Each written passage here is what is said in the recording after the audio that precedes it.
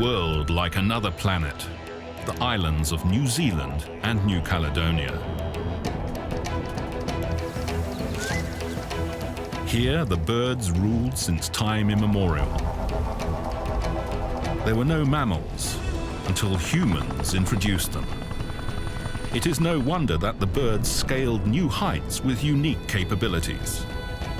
This is where crows live, who can use tools like no other creature in the animal kingdom. And this is where Keas live, parrots who explore the world, and sometimes also deconstruct it. What is it that makes these birds so intelligent? And how high does their flight of the intellect soar?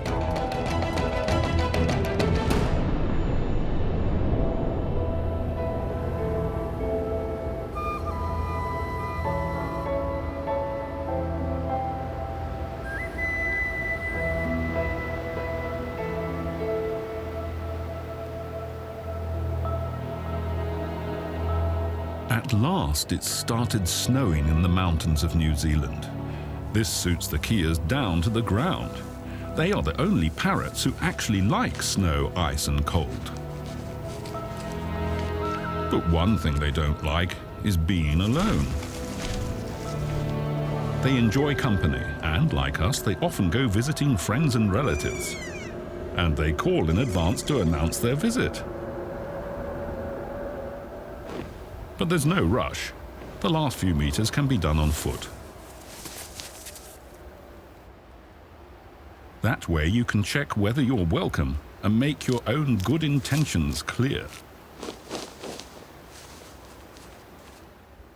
The tactic pays off.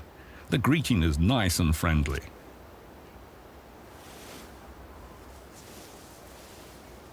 But these two are still young, as one can tell from the yellow circles around their eyes. And very soon the cuddles become rather less gentle.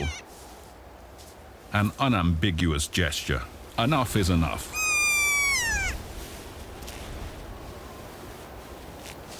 No problem. One can go let off steam somewhere else and look for adventure. The more bustle, the merrier. The ski circuit turns into an amusement park. Come on, let's go.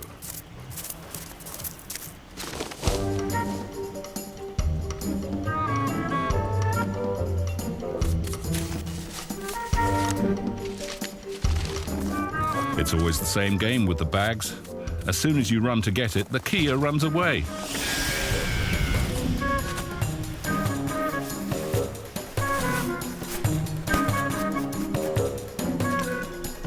In the meantime, real winter sports. The camper roof as a toboggan run.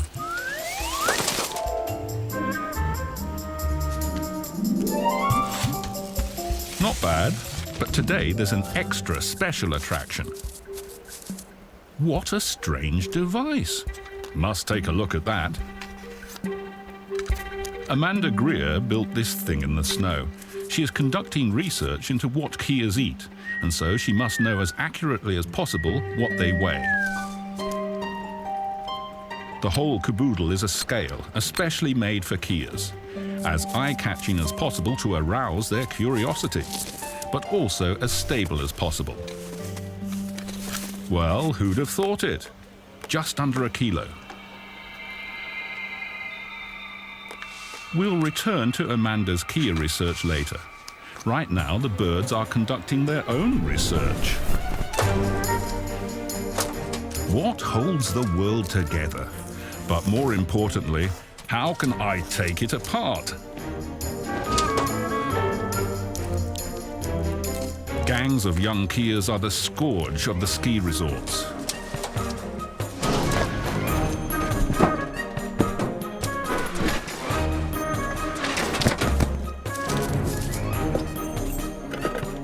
Their beak is as versatile as a Swiss Army knife. It can cut, press, pry open, and it bears fruit. A Kea beak is the ideal tool to tap into new sources of food.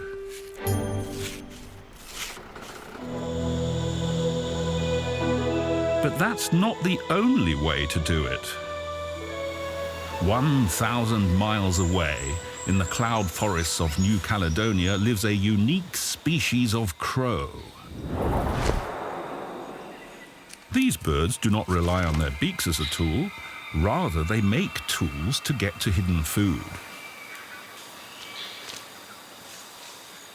Like other crows, they are omnivorous, on the lookout for fruit, nuts, or insects. Indeed, they wouldn't turn up their beaks at this hefty longhorn beetle. If only they could catch the critter.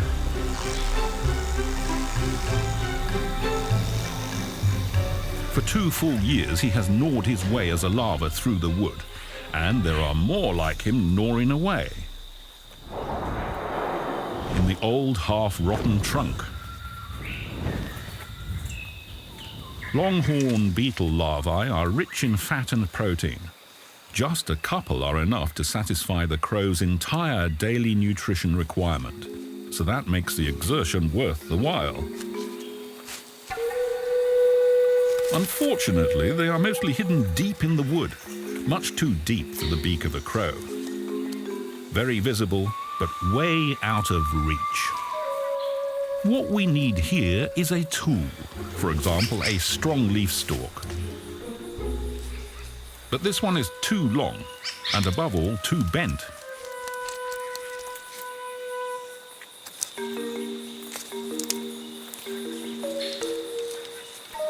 Looks like all it needs is a bit of poking around, but that would only push the larva deeper into the trunk. No, one needs to irritate and annoy it until it bites. That's the trick. Well, it would have worked if the crow had been more careful. And it makes its ownership claim quite clear. My larva. Keep fishing until it bites.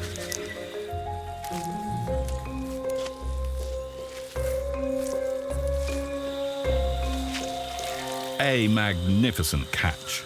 The crow knows exactly how to do it and what to use.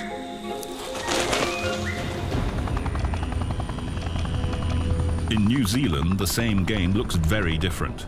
The Keas don't need tools. Their beak is tool enough.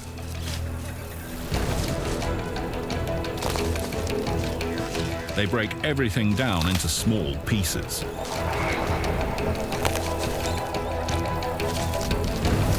And they're not about to make anyone else a present.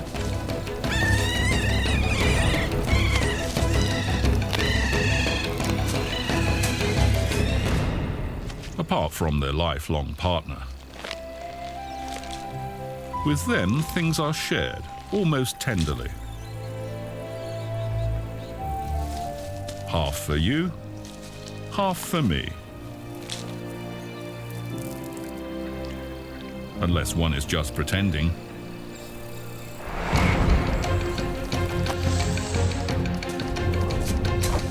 What a super way to pass the time, even if the larvae have long since been gobbled up. Now the wood has completely disintegrated, the fun is over. Luckily, a new adventure floats in. Mist. Flying exercises in high winds with bad visibility conditions. At the same time, an apprenticeship for young Keas in aerodynamics.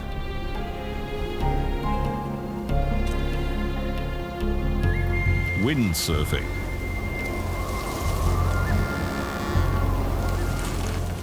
Landing backwards. But this here is even more attractive. Tinted glasses are meant to be good in mist, aren't they?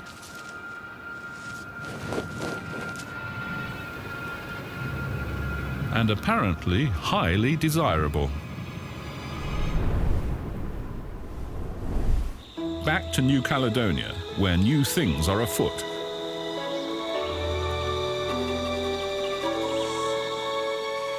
The ornithologist Gavin Hunt is well acquainted with the cloud forests. For years he has been observing birds here. Everything seems normal until he makes a surprising discovery. strange incisions in the leaves of the pandanus tree. Always the same pattern, always the same depth. Gavin has a hunch. For days he examines the ground with a keener eye, until he finds it. The matching part. Looks like some kind of tool. At the bottom, a wide handle. At the top, a sharp tip with barbs along the edge. With the spines of the pandanus leaf. An exact fit.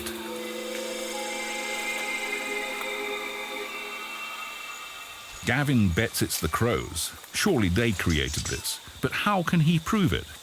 He decides to open a restaurant for crows in the forest. Wood trunks with pre-drilled holes, in which he stows tempting portions of meat, but too deep for a crow's beak.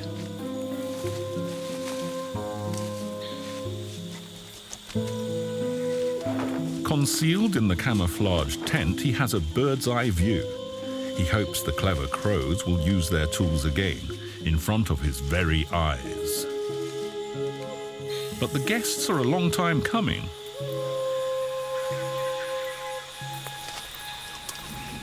Are they suspicious? Or is it because the weather is rapidly deteriorating? Looks like Gavin's forest restaurant is a flop.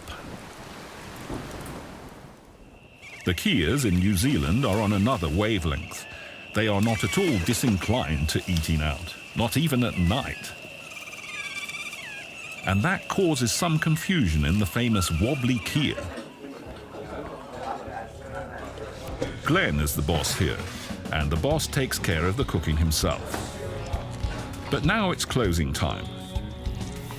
Only one thing still to do, shut everything up for the night, a daily ritual. Turns off all the lights.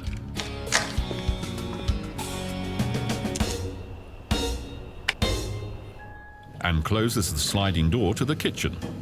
So far, so good. But during the night, strange things happen in the wobbly Keas.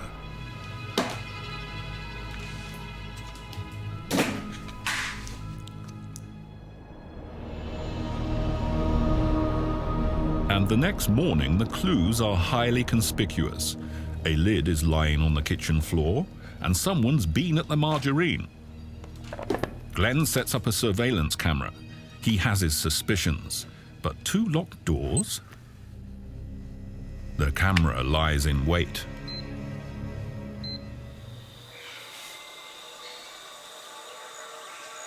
In the meantime, it's worth jumping back to New Caledonia, because there is something afoot in the cloud forest of the Tool Crows. The word about the opening of Gavin's restaurant has evidently gotten around. The first guests arrive. What's on the menu today? Not bad. Only the cutlery's missing. But in that department, the crows are in their element. A fresh tree shoot.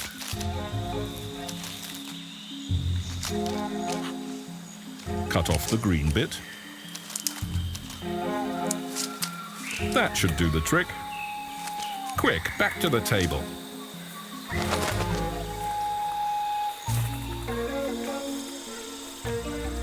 But at the first attempt, it's abundantly clear. The stick is too short.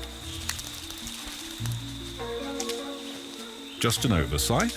Or is it lack of experience? In any case, Gavin's next guest opts for a longer device. Carefully pry out the meat. Use the foot to push against the edge of the hole.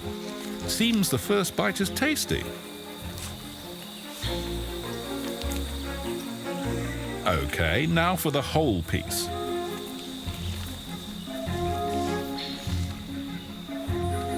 But watch out, the trunk is round and it's rolling away. That's the way the cookie crumbles. The perfect probing tool needs a hook at the tip.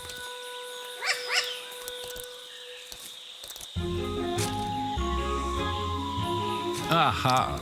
That's the way to do it. It works. Experienced crows know this, of course. And they seem to know other things too. Gavin holds his breath. His super tool is also being put to use. There's no doubt about it, these crows are no fools when it comes to tools. But do they really understand technology and cause and effect? The question leads us to South Germany. There are new Caledonian crows there too. They belong to August von Bayern's research station, where the goal is to provide examples of their intelligence. Do they think like us when it comes to technical things? Somewhat formally, August offers us a chocolate. We must take it without lifting the apparatus. No chance. But her crows could do it, August claims, and she sets them the same task. Here you go.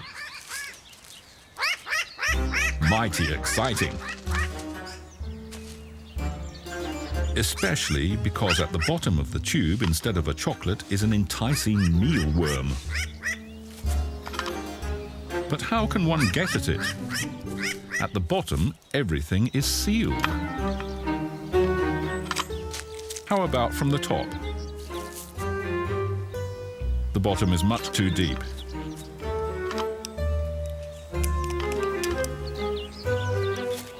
The bird seems just as baffled as us, somehow a relief for us. August now gives a hint. The bottom is actually a trap door. Using a wire as a lever, you can trigger it open. Although you can't tell the crow that in so many words, it doesn't take long before it finds out for itself. A slight pressure and the trap door drops open. And the crow gets the worm. But does it understand the technical principle? That when you exert pressure onto the bottom, it falls open?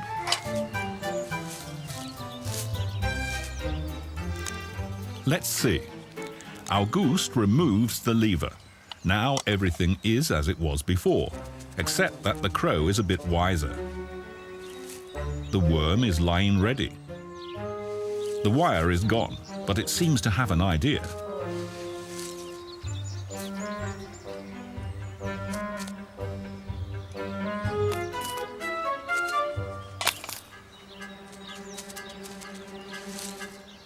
It has never handled stones before. A brilliant technical idea. Hey, thanks for the advice.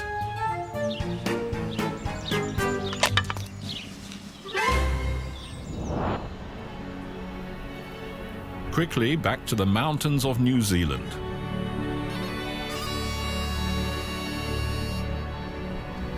At the wobbly Keas restaurant in Glen's Kitchen, the night phantom is on the verge of being explained. The surveillance camera throws light on the subject.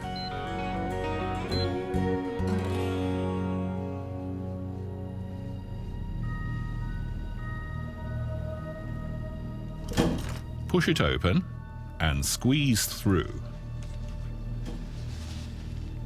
But Tomcat Benny certainly doesn't like margarine. No, he's more interested in hunting mice outside.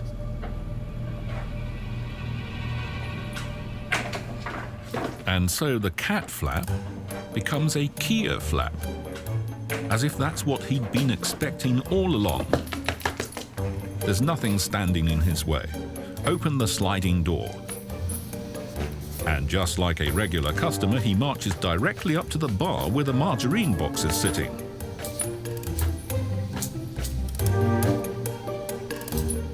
Open the lid. No brainer with the all-purpose beak.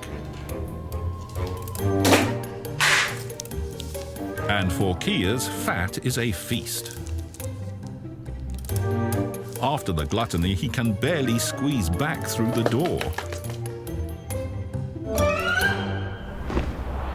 Indeed, a more fitting name for the wobbly Kea would be the clever Kea.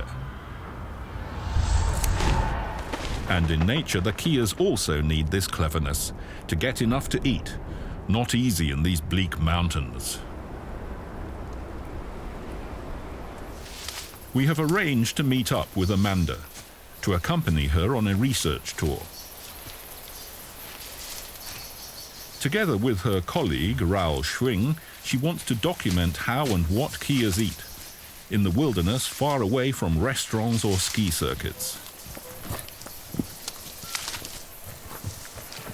But so far, not a single one has showed their face. And to top it all, it starts raining cats and dogs. And nobody likes rain.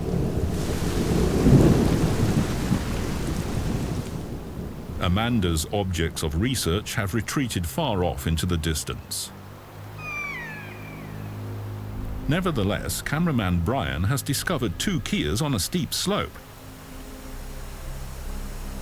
It's wet and slippery there, but you can't keep a good cameraman down. I'm probably not going to get that bird. He's definitely not wanting us to follow him.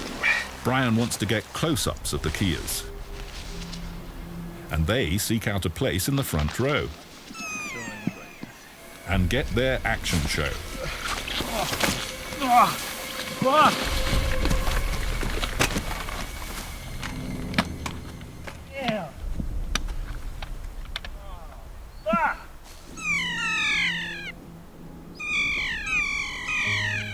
As if they wanted to demonstrate that you can also take gravity more lightly.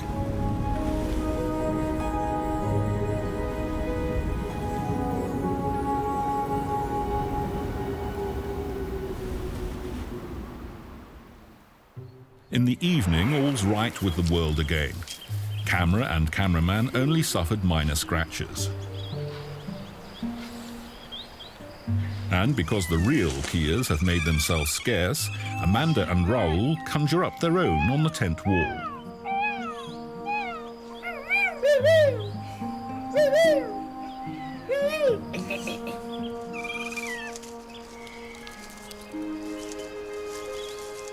Here, look at this one. The main focus of Raul's research are the calls of the Kea.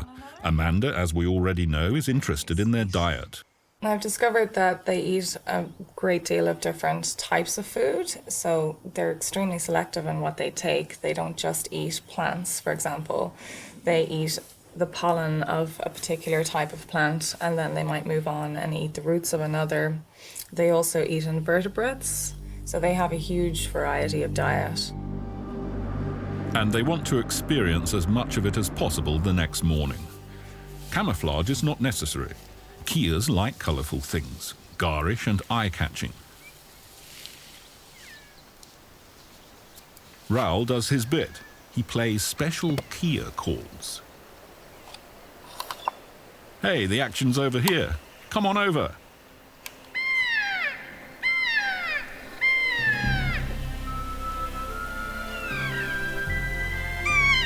The Keas breakfast right in front of Amanda's eyes. Sugar food, important for their large brains. They have learned when which berries are fully ripe.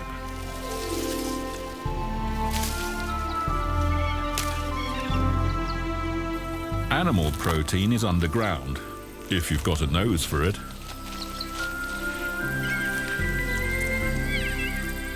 And give it a rinse.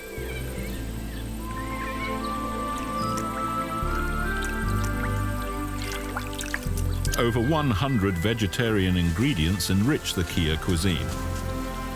Here, grass seed pastries. Almost every day they try out something new or refine what they already know. The only way to find nourishing food in these barren surroundings is through intelligence and the joy of tasting. Raul gets to see it with his very own eyes. How a Kea picks flowers, strictly speaking only the blossom. And how it licks the pollen out, as if it had been listening to Amanda yesterday evening.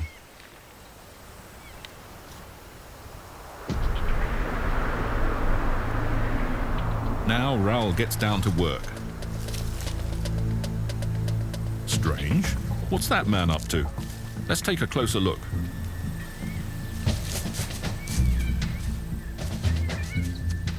White loop.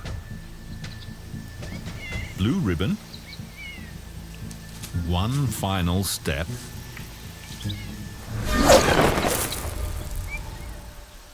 And the young Keas is in good hands and can be ringed.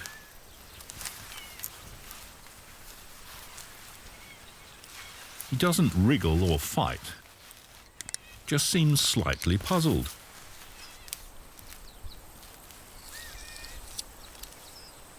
The plumage is healthy and looks fine. Blood sample for the genetic test, and the service to science is over in a jiffy. Without haste, let alone panic, the bird hops away.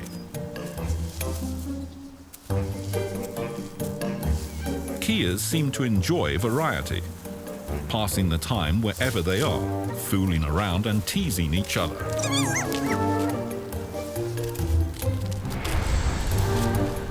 And in the absence of the partner, then they play with toys. This takes strength and energy, but here their nutritious diet pays off.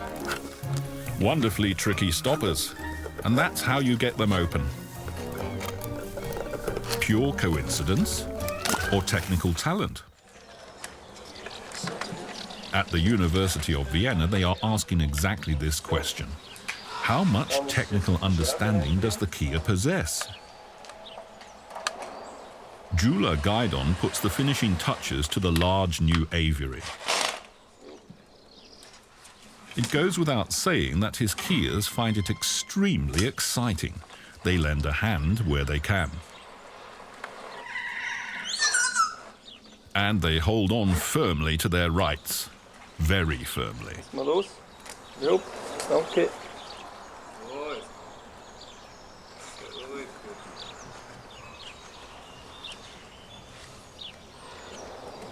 Ja, super.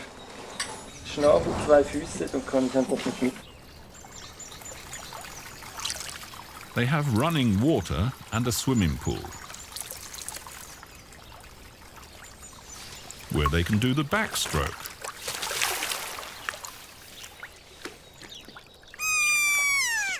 And they even have their very own rubber duck. But they immediately lose interest in all this when Tulia comes into the aviary. Jeweler's wife seems to exert a magical attraction on the Keas.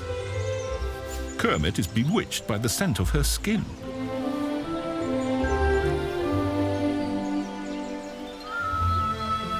He sniffs at her hair. Again and again they rub her scent into their own feathers, as if they wanted to smell like Tulia.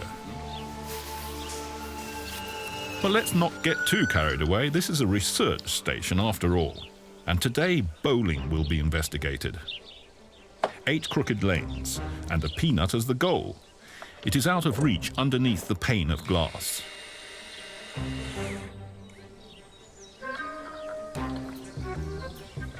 Not even Roku can get at the nut, however hard he stretches.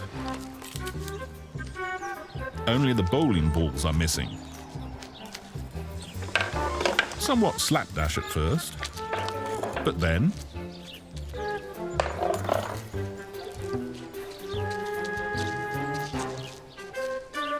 there's no doubt about it.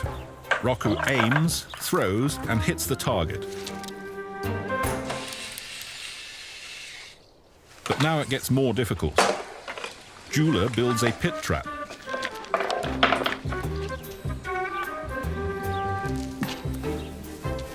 The balls land in the pit. Can Roku draw conclusions from this?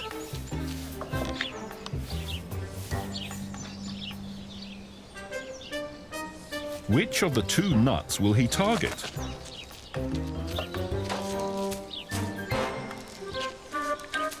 Right choice, but a narrow miss.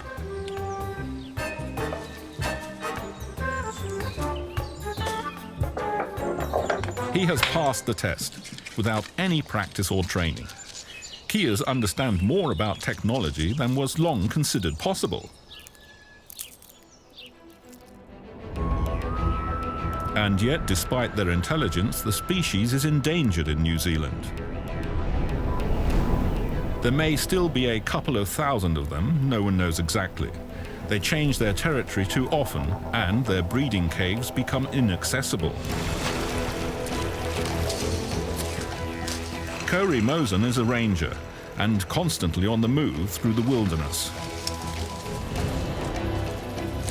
On behalf of the Department of Conservation, he undertakes a kind of Kea count. He checks in their breeding caves how many chicks they have. He is not claustrophobic. The narrower, the better.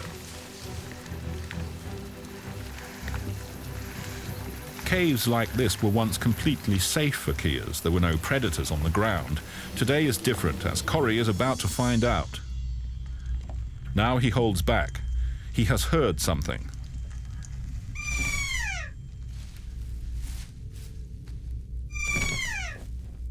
A Kea mother with 2 chicks.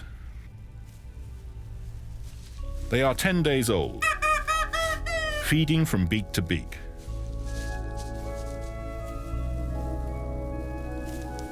Now the other one, so that neither misses out. But what goes in must come out.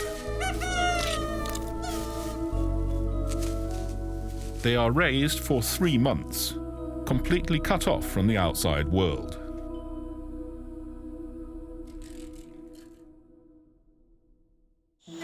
There's still time for another detour to New Caledonia at last, to the wise crows. They are also social animals, and everyone in the group knows the value of a good tool. You don't just go giving it away, even under pressure.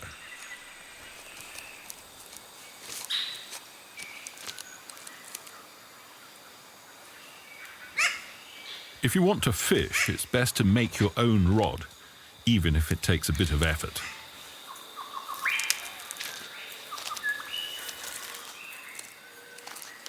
And everyone should have learned how to use it. Annoy the maggot until it bites.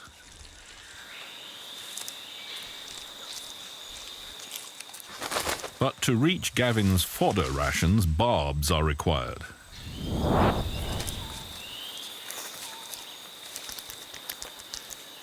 Until the meat is hanging on a hook. A handmade poking device. But there was more in their toolbox. The top tool that Gavin encountered was...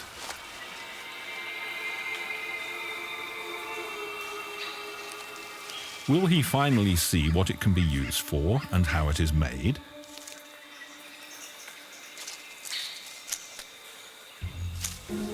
The crow in the pandanus tree is obviously looking for food. Quite unspectacular. But then, as if it were the most obvious thing in the world, it chooses a leaf and sets about producing our mysterious tool. First, it rips off a thin strip. This is the tip. Slightly wider, the middle piece.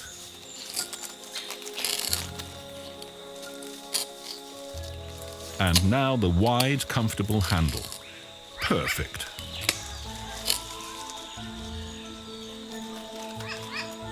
A tool tailor-made to get in between the dense pandanus leaves, to wheedle out small snails or worms.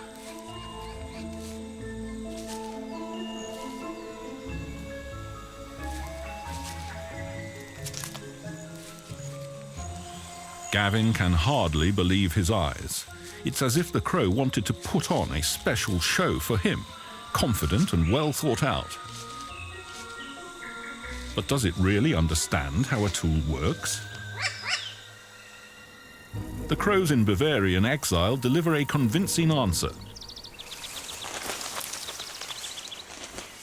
This log arouses their interest, because August has placed special sandwiches in it. Mealworms in pistachio shells. Could pay off. There are also tools. skewers with flexible ends, like pipe cleaners. How mean! It is the wrong tool, completely unsuitable. Even though Agaios manages to maneuver the nut upwards with great skill.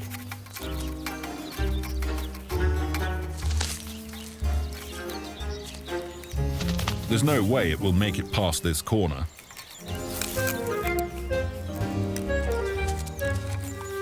No chance. Or is there?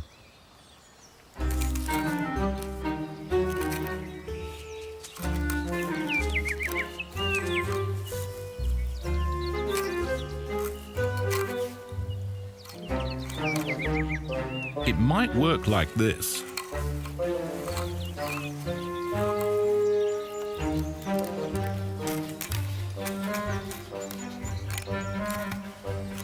Brilliant! 2 at once. Oops. Back down to 1 again. But he definitely understands tools. Back to the wilderness, to the Keas and their problems. Corrie is still going from cave to cave, but today is not a good day. Man introduced predators such as weasels or possums to New Zealand. They turned this root cave into a deadly trap. A dead female Kea. Corrie will examine it later for bites and blood traces. The brood was killed.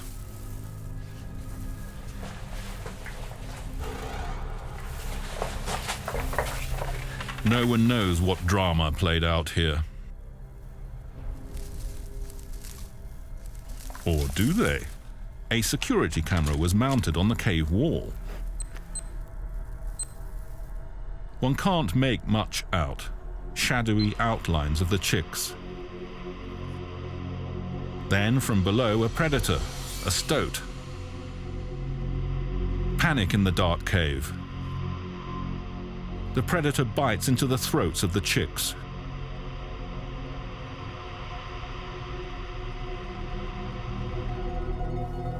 Martens were introduced from England because of the rabbit plague. Australian possums for their soft hide. Now they threaten to exterminate the Keas. What can be done?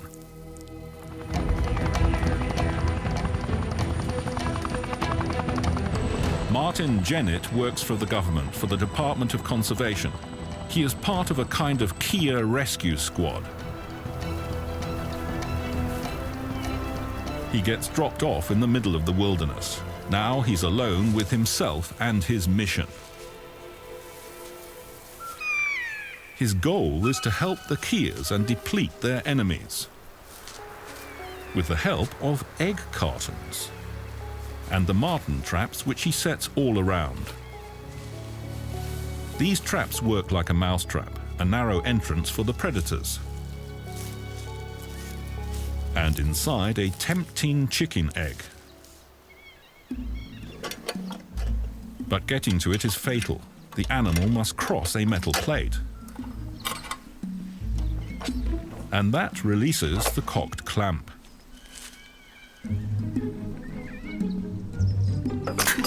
In one fell swoop, the predators perish without suffering.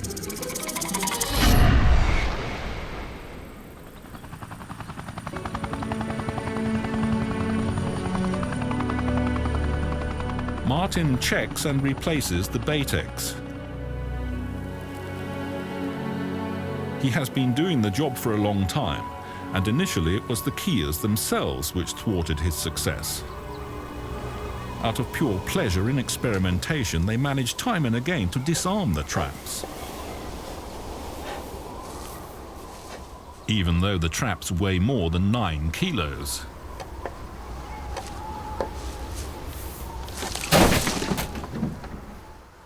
And that's how they got their pure protein food. The traps had to be anchored or made heavier. Thicker wood was necessary, longer screws, and the metal grid had to be reinforced, until the traps were finally Kea-proof.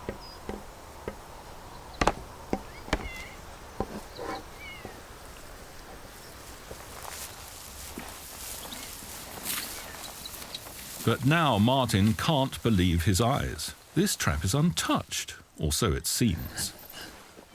Nevertheless, it has gone off. And between the eggshells are twigs. Did the Keas do this too? Did they deliberately stick twigs through the mesh to set the trap off?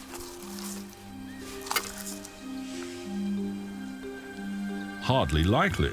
Their beaks are far too crooked. But there is circumstantial evidence. Here, twigs have been broken off. Nearby, Martin finds a Kea feather. And most importantly, he finds more traps with sticks. Do Keas also use tools, like New Caledonian Crows? It would be a scientific sensation. Perhaps the Keas in Vienna may shed some light on the subject. However, right now they are busy, doing the gardening for their aviary. But that doesn't stop them playing their games. But now the time has come for them to participate in a new comparison test. Keas versus crows. The rules are simple. In the cube is a peanut. All you've got to do is get it out of there. This can be done from any side of the cube, but for each side, one needs a different trick. On this side, you have to open a little door. On the next side, there is a hole through which you can poke, and so on. Each bird can choose where it wants to start.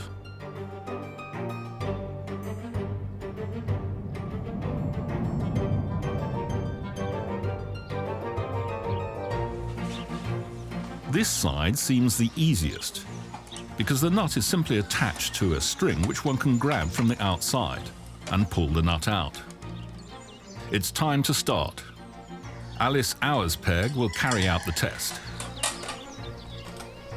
And she sends the clever Kermit into the competition.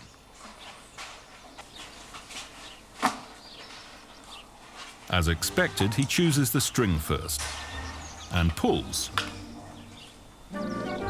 500 kilometers away, Auguste von Bayern carries out the same test with her crows.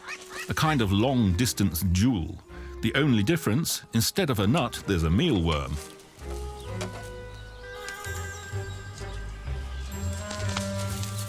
Jungle the crow also opts for the string. That seems the easiest for Jungle. 1-1. Child's play for both of them. The next round will be more difficult. The string has been removed. Another solution must be found. Kermit takes a look. Then he discovers the door on one side. He must be brave to stick his head inside. Just open it a bit wider. Hey, presto! Kermit goes into the lead. And because he is on a run, he looks for the next solution straight away.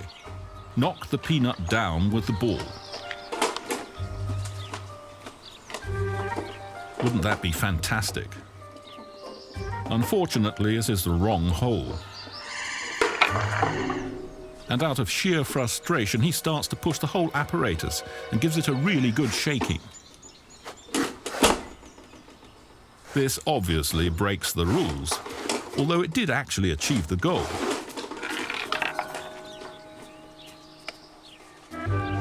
But the point is not awarded, and another attempt is ruled out.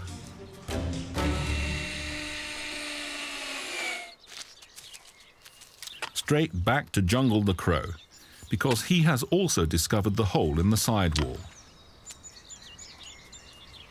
And this tool crow knows exactly what to do.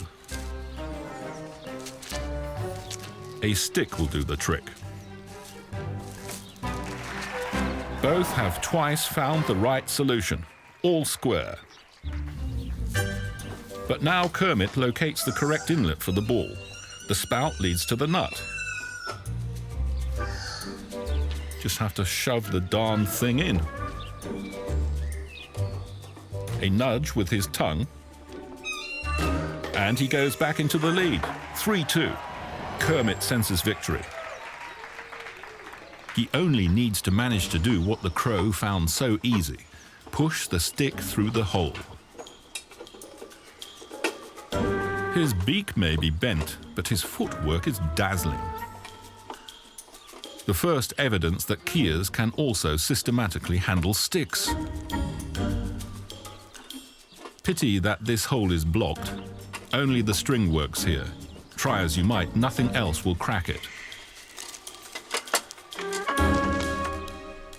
Swiftly back to Jungle the Crow, who has also now discovered the spout which leads directly to the worms. The ball's just the right thing. Awesome. Neck and neck, 3-all. They both have just one more task. The crow must open the door, swivel it to the side. No mean feat if you've never opened a door before. The door is open. But put my head in there? Me? You've got to be kidding. Kermit is still wrestling with his stick. For him, this is the greatest challenge of them all.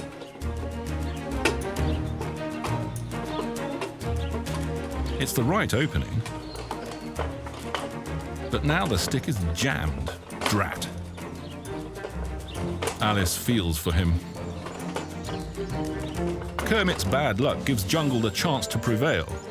And sure enough, he pulls it off without even putting his head at risk.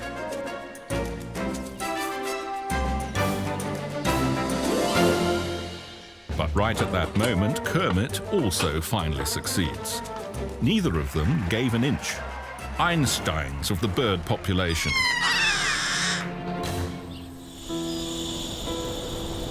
Where does this amazing intelligence come from? Why are Keas so smart? Not to mention New Caledonian Crows. For a start, they are social animals. They live like us in groups and families. And for that, intelligence is required. One must constantly reckon with the others. One must maintain one's position. One must keep on one's toes and be ready for surprise attacks. Keas can be quite rambunctious, but social intelligence is also essential here. It's about making the right friends and nurturing friendships. One needs to find partners to play with. Enjoy a bit of rough and tumble without hurting each other. Now and then invent new alternatives. And always go along with what the partner wants. Without intelligence, that would hardly be possible. But there's another crucial element. Just like us, these birds have an unusually long childhood. And that means time to learn, to train the mind, and to develop. Right from the outset, from their time in the cave.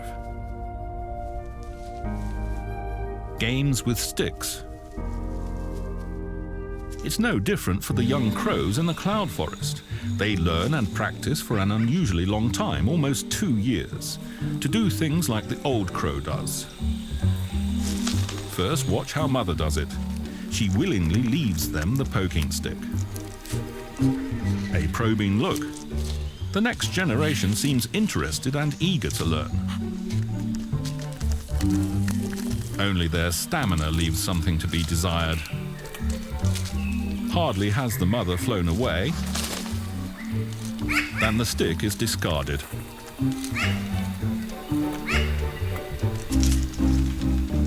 This young bird has found a pandanus tool. However, if you hold it the wrong way round, with the wide handle down, it won't get you very far. On the contrary, the tip causes problems. So things can also go wrong for young crows. This one has yet to learn, for example, that not everything that fits in the beak is also good for poking. No, that's not the way to do it. Young Keas also have to learn from scratch what you can eat and what not, what drinks taste good and which ones do not, how snow feels and what you can do with it, and so on. They are crazy about anything new, and every experience trains their mind.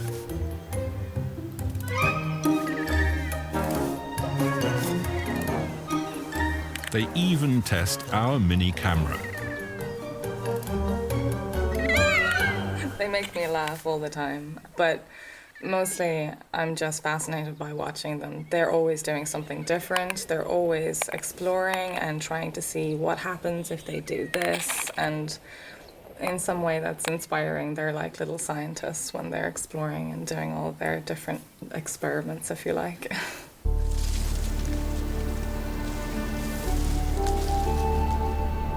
Their amazing desire to learn and explore is the key to their intelligence. They want to find out how things are connected and interact with each other, and how they can use this for their own benefit. In that respect, they are almost irritatingly similar to us, the high flyers from the other side of the world.